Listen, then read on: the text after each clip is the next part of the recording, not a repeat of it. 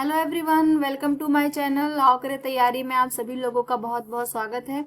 जैसा कि आप लोग को पता है, हम यूपी टेट सुपर टेट के लिए स्पेशल सीरीज चला रहे हैं जिसमें हम यूपी परिषदी बुकों को कंप्लीट करवा रहे हैं। इस क्रम में हमने 5 चैप्टर्स को कंप्लीट कर लिया है। आज जो हम देखेंगे वो अपना 6 चैप्टर देखेंगे। तो ये जो ऊपर के 1 to 5 चैप्टर्स हैं, इनकी वीडियोस जिन लोगों ने अभी नहीं देखी है वो डिस्क्रिप्शन में दिए गए लिंक से देख सकते हैं या फिर वो हमारे चैनल पे जाकर के विजिट कर सकते हैं। तो आज जो हमारी वीडियो होने वाली है वो छठा चैप्टर हम करेंगे, महाजनपद की ओर। तो चलिए अपने डिस्कशन को स्टार्ट करते हैं। महाजनपद की ओर। आप जानते हैं कि आपका जनपद, जनपद मतलब जिला, कई तहसीलों से मिलकर बना होता है। तो जो हमारा ये जिला है वो किससे मिलकर बना होता है? तो बहुत सारी तहसीलों से मिलकर बना होता है। और कई जनपदों से मिलकर आपका प्रदेश बनता है। और प्रदेश किससे मिलकर बनता है? तो जनपद से। तो सबसे ऊपर क्या होता है? सबसे ऊपर हो गया आपका प्रदेश, प्रदेश के नीचे आपका है जनपद, और जनपद के नीचे क्या है? आपकी तहसील। इसी प्रकार प्राचीन काल में छोटे छोटे जनपद मिलकर महाजनपद का निर्माण करते थे। तो जो छोटे छोटे जनपद मिलते थे वही मिलकर महाजनपद का निर्माण करते थे। चलिए देखते हैं जन से जनपद तक का सफर।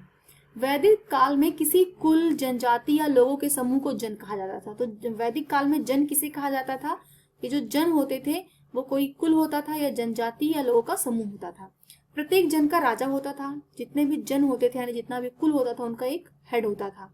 लगभग 600 ईसा पूर्व जन का राजा अब जनपद का राजा माना जाने लगा। जनपद का शाब्दिक अर्थ है जन के बसने की जगह। जनपद का शाब्दिक अर्थ क्या होता है? जन, यानी लोगों के बसने की जगह को ही जनपद कहा जाता है। अर्थात ऐसा भूखंड जहाँ कोई जन अपना पांव रखता है अथवा बस जाता है उसको जनपद कहते हैं। महाजनपद। वैदिक कालीन जनपद ने अपनी अपनी भौगोलिक परिस्थिति का लाभ उठाकर अपना विकास किया और स्वयं को सुविधा संपन्न बनाया। प्रकृति से प्राप्त संसाधन जैसे हाथी, लोहा आदि को अपनी सामरिक शक्ति बढ़ाने एवं उपकरण आदि का निर्माण करने में प्रयोग किया। मतलब उनके यहाँ जो भी प्राकृतिक संसाधन मिल रहे थे, चाहे वो लोहा था, चाहे वो हाथी थे, चाहे घोड़े थे, जो भी मिला उसका प्रयोग कर उन्होंने क्या किया? अपनी सामरिक शक्ति को बढ़ाया और लोहे से उपकरण बनाया। जनपद अपनी शक्ति और सामर्थ्य के आधार पर अधिक महत्वपूर्ण हो गए और महाजनपद के रूप में स्वयं को स्थापित कर लिए। जब उनके पास ज्यादा शक्ति संसाधन हो गया तो वो अपने आप को क्या किए? महाजनपद के रूप में स्थापित कर लिए। बौद्ध पुस्तक अंगुत्तर निकाय में 16 महाजनपदों का उल्लेख मिलता है। देखिए, सबसे बड़ा क्वेश्चन होता है कि जो ये 16 महाजनपदों का उल्लेख है वो हमें कहाँ पे मिलता है? तो ये अंगुत्तर निकाय जो कि एक बौद्ध ग्रंथ है, इसमें हमें 16 महाजनपदों का उल्लेख मिलता है। इनमें 2 प्रकार के राज्य थे। एक तो थे जो 14 मतलब महाजनपदों में 14 में राजतंत्र था और 2 में गणतंत्र था। यानी राजतंत्र और गणतंत्र टाइप, मतलब 2 टाइप के हमको जो है राज्य मिले हैं अंगुत्तर निकाय में। तो राजतंत्र क्या होता है? इसमें राज्य का जो अध्यक्ष होता है वो राजा होता है। इस प्रकार के राज्य का विवरण निम्नलिखित है। देखिए यहाँ पे दिया गया है। महाजनपद है एक अंग। अंग कहाँ पे है? ये मुंगेर एवं भागलपुर जिले में है। और मगध, मगध कहाँ पे है? तो पटना, गया, शाहाबाद जिले में। काशी, काशी वाराणसी। कौशल, फैजाबाद, गोंडा, बहराइच में कौशल है। वत्स कहाँ पे है? ये प्रयागराज, मिर्जापुर। चेंदी आधुनिक बुंदेलखंड में है। कुरु आधुनिक हरियाणा एवं दिल्ली का भाग है। तो ये इधर जो है ये महाजनपद है और इनकी वर्तमान में स्थिति दी गई है। जैसे ये पांचाल महाजनपद है, ये कहाँ पे है? ये उत्तर प्रदेश, बरेली, बदायूं, फर्रुखाबाद जिले के पास पड़ता है। सूरसेन, ये ब्रिजमंडल, मथुरा का भाग है। मत्स्य, अलवर, भद्रपुर, जयपुर। अवंती, आधुनिक मालवा को अवंती कहते हैं। अशमक, नर्मदा एवं गोदावरी नदियों के बीच का भाग है, वो अशमक है। और गांधार जो जनपद है ये पाकिस्तान का पश्चिमी और अफगानिस्तान का पूर्वी क्षेत्र है। कम्बोज, ये पाकिस्तान का आधुनिक हजारा जिला है। गणतंत्र क्या था? गणतंत्र ऐसे राज्यों का शासन राजा द्वारा न होकर गण या संघ के द्वारा होता था। मतलब यहाँ पे कोई एक राजा शासन नहीं कर रहा है, वो ग्रुप में शासन कर रहा है। चाहे वो राजा जो है वो उसी को गण या संघ में शासन कर रहा है। इस प्रकार के राज्यों का विवरण निम्नलिखित है। जैसे महाजनपद कौन सा है? तो 2 थे। 14 तो हमने देखा, 14 थे जहाँ पे राजतंत्र था, और जो 2 थे वहां पे गणतंत्र था। तो वो 2 कौन है? एक तो वज्जी है और एक मल्ल है। वज्जी की स्थिति कहाँ है? ये बिहार के गंगा नदी के उत्तर का भाग है। और मल्ल देवरिया, कुशीनगर, बस्ती, गोरखपुर एवं सिद्धार्थनगर का क्षेत्र है, वो मल्ल है। तो गणतांत्रिक व्यवस्था वाले महाजनपद वज्ज की राजधानी के रूप में वैशाली, इनकी राजधानी कहाँ थी? वज्जी की राजधानी वैशाली थी, का विशिष्ट राजनीतिक महत्व है। यह संपूर्ण वज्जी परिसंघ का मुख्यालय था। तो वैशाली क्या था? जितना भी वज्जी संघ था उसी का मुख्यालय था। तो इन 16 महाजनपदों में मगध, कौशल, वत्स एवं अवंती अत्यंत शक्तिशाली थी। ये चार, ये बहुत बार क्वेश्चन पूछा गया है कि वो सबसे शक्तिशाली कौन थे। तो ये चार थे, एक तो मगध था, फिर एक कौशल था, फिर एक वत्स था और एक अवंती थी। अतः ये प्रमुख महाजनपद कहलाए। इनमें भी मगध और अवंती ज्यादा महत्वपूर्ण थे। इन दोनों में भी ज्यादा इंपॉर्टेंट कौन हुआ, मगध और अवंती। चलिए यहाँ पे मैप दिया गया है, इस मैप को हम लोग देख लेते हैं। ये मैप है, यहाँ पे देखिए दिया गया है। यहाँ पे ये गांधार है, ये कंबोज है, मत्स्य, सूरसेन, कुरु, पांचाल, मल्ल, वज्जी, चेंदी, वत्स, काशी, मगध, अंग, अवंती, अस्मक और ये देखिए 16 महाजनपद हैं और जिसमें चार प्रमुख थे। कौन कौन, एक कौशल, एक अवंती, एक वत्स और एक मगध। और इन सबका जो मिला करके एक बड़ा साम्राज्य बनता है वो होता है मगध साम्राज्य। सबसे बड़ा साम्राज्य मगध साम्राज्य था। समाज और लोगों के जीवन में बदलाव। महाजनपद काल में राजा की शक्ति बढ़ गई थी। अब वह एक अति विशिष्ट व्यक्ति बन गया था और वह समाज का रक्षक था। उसका मुख्य कर्तव्य क्या होता था, दुश्मनों से प्रजा की रक्षा करना, राज्य में शांति व्यवस्था बनाए रखना, कल्याण और न्याय करना। शासन के कार्य में मदद हेतु अनेक अधिकारी और कर्मचारी भी नियुक्त किए जाते थे। राजा की मदद करने के लिए बहुत सारे अधिकारी कर्मचारियों की भी नियुक्ति होती थी। राजाओं की प्रवृत्ति अपने राज्य को बढ़ाने में थी, इसलिए उन्होंने बड़ी बड़ी सेनाएं रखी। यानी राजा का काम क्या था, राज्य का विस्तार करना। विस्तार करने के लिए उनको क्या चाहिए, सेना चाहिए। राजा सेना का प्रमुख होता था तथा वही युद्ध में सेना का संचालन करता था। राज्य की आय के लिए प्रजा से कर वसूला जाता था। तो राज्य की आय किससे होती थी, तो वो जो कर वसूलता था वही राज्य की आय थी। व्यापार के द्वारा भी आय प्राप्त होती थी। इस समय वस्तुओं की खरीद एवं बिक्री रुपए पैसे द्वारा होने लगी थी। देखिए जब महाजनपद बनने लगे थे तो उस समय ये रुपए सिक्के आ गए थे और यहाँ पे खरीद बिक्री रुपए पैसे से हो रही है। बड़ी बड़ी सड़कों से व्यापार में काफी वृद्धि होने लगी थी। ईरान, मध्य एशिया, दक्षिण पूर्व एशिया से व्यापारी भारत आते थे। शिल्पकार और व्यापारियों ने व्यापार के विकास के लिए समूह और संगठन भी बनाए थे। फिर बने शहर, अभी हमने देखा ना, इसके पहले हड़प्पा में शहर बने थे। अब यहाँ पे शहर बनने की बात देखते हैं जब 16 महाजनपदों का उल्लेख मिलता है। इस युग में पहले की अपेक्षा एक और बड़ा बदलाव देखने को मिलता है, वह था शहरों का विकास।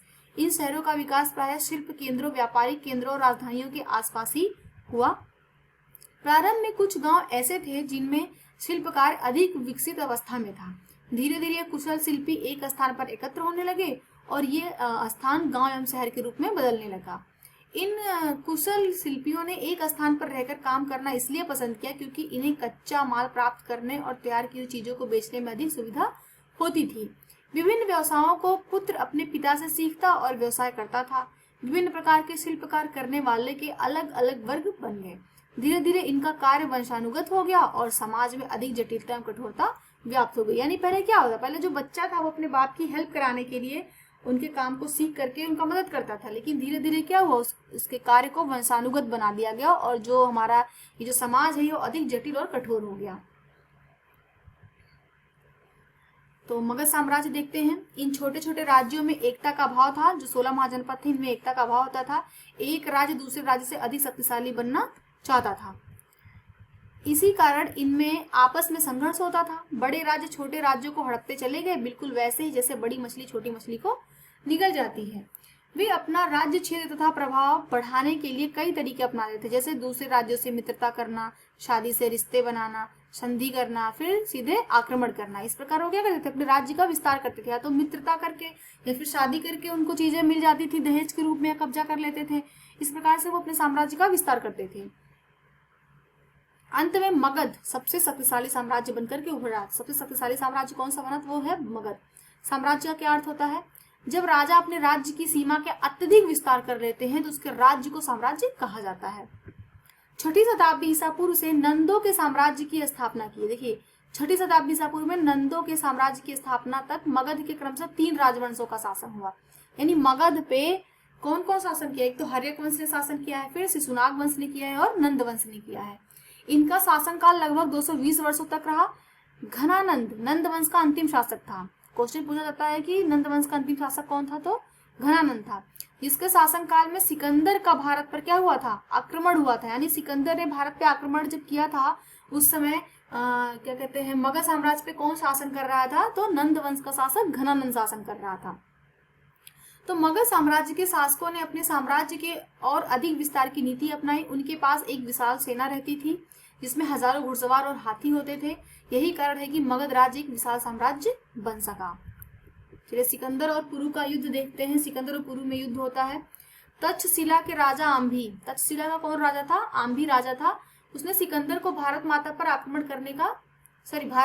करने का आमंत्रण दिया। पुरु का राज्य झेलम और रावी नदियों के बीच में था। पुरु का राज्य कहाँ पे था?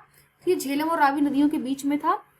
सिकंदर से युद्ध की खबर सुनकर पुरु ने अपनी सेना को भी युद्ध के लिए तैयार कर लिया। मैं सिकंदर को अपने क्षेत्र का एक भी टुकड़ा जीतने नहीं दूंगा।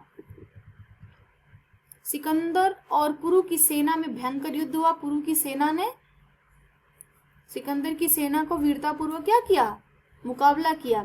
सिकंदर की सेना ने पुरु के किले को बहुत नुकसान पहुंचाया और पुरु के घायल हाथियों में भगदड़ मचाया। इस युद्ध में पुरु की सेना को काफी क्षति हुई और स्वयं भी वो क्या हुआ? घायल हो गया। पुरु को बंदी बनाकर सिकंदर के सामने लाया गया। पुरु, तुम्हारे साथ कैसा व्यवहार किया जाए? इससे कौन पूछ रहा? सिकंदर पूछ रहा है। तो पुरु क्या जवाब देता है? वैसा ही जैसा एक राजा दूसरे राजा के साथ करता है। अब इससे सिकंदर प्रभावित हो जाते हैं। तो सिकंदर पूछेंगे, पुरु क्या तुम मेरे मित्र बनोगे?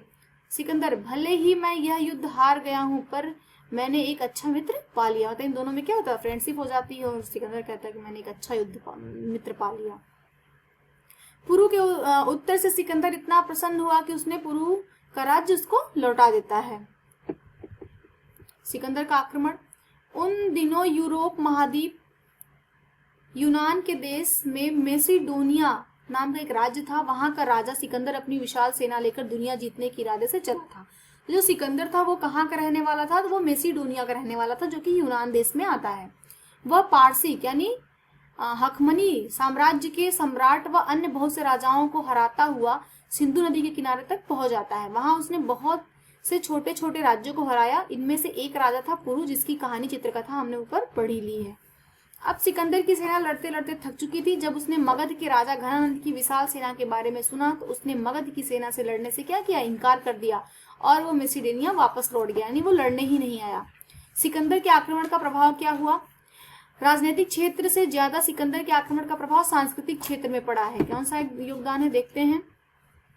सिकंदर ने भारत पर 326 ईसा पूर्व में आक्रमण किया था। सिकंदर के भारतीय आक्रमण के विवरण से भारतीय इतिहास की तिथि निर्धारण में सहायता मिलती है। तो हमें क्या होता है? इतिहास की तिथि निर्धारण में सहायता मिलती है।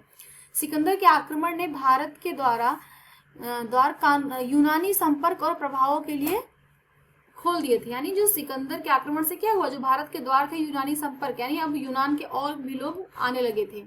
इस घटना के बाद विदेशों से घनिष्ठ संबंध, व्यापारिक और सांस्कृतिक संबंध स्थापित हुए। भारतीय शिल्पकला और ज्योतिष विज्ञान के क्षेत्र पर यूनानी लेखों का गहरा प्रभाव पड़ा। भारतीय सिक्कों पर यूनानी सिक्कों की निर्माण शैली का प्रभाव भी दिखाई देता है। यहाँ पे एक चार्ट दिया हुआ देख लेते हैं। ये देखिए मगध राज्य के वंश है। सबसे पहले यहाँ पे हर्यक वंश ने शासन किया है लगभग 544 से 412 ईसा पूर्व तक। उसके बाद शिशुनाग आता है।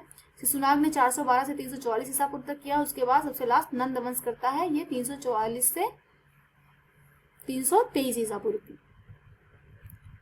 और ये क्या कहते हैं, इसका क्वेश्चन आंसर हैं, इसको हम एक साथ ही करवाएंगे। इसी के साथ हमारा चैप्टर कंप्लीट होता है।